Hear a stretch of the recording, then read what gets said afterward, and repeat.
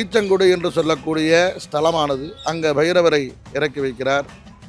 அதற்கடுத்து வரும் ஸ்தலமானது நந்திமேடை, அங்கே நந்தியம்பெருமானை இறக்கி வைக்கிறார்.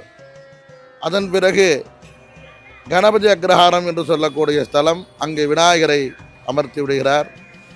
அதனடுத்து வரும் ஸ்தலமானது உமையால்புரம், அங்கு அம்பாளை இறக்கி வைக்கிறார்.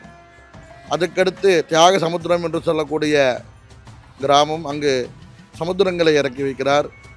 அதன் பின் அளவந்திபுரம் என்று சொல்லக்கூடிய கிராமம், அங்கே பூதகணங்களை இறக்கி வைக்கிறார். அதன் பிறகு கங்காதரபுரம் என்று சொல்லக்கூடிய ஸ்தலம், அங்கே கங்கையை இறக்கி வைக்கிறார்.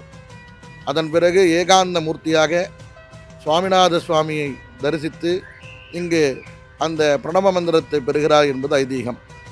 நமது ஸ்தலத்தில் 60 படிகள், அதாவது ஒரு ஞானம் நமக்கு வேண்டும் என்றால் அதற்குரிய மனப்பக்குவமும் அதற்குண்டான வயதும் நாம் அடைந்திருக்க வேண்டும். அதன் பொருட்டே இங்கு 60 படிகள் அமைக்கப்பட்டுள்ளன. அது 60 படிகளும் 60 தமிழ் வருடங்களாக தேவதைகளாக பூஜித்து வருகிறார்கள். பிரபவ முதல் அக்ஷய வரை, பிரபவாதி அக்ஷயபரியம் என்று கூறுவார்கள்.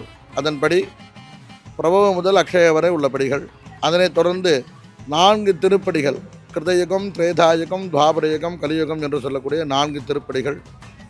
அதனை கடந்து உள்ளே சென்றால் சுவாமி தண்டாயுத பாணியாக காட்சியளிக்கிறார்.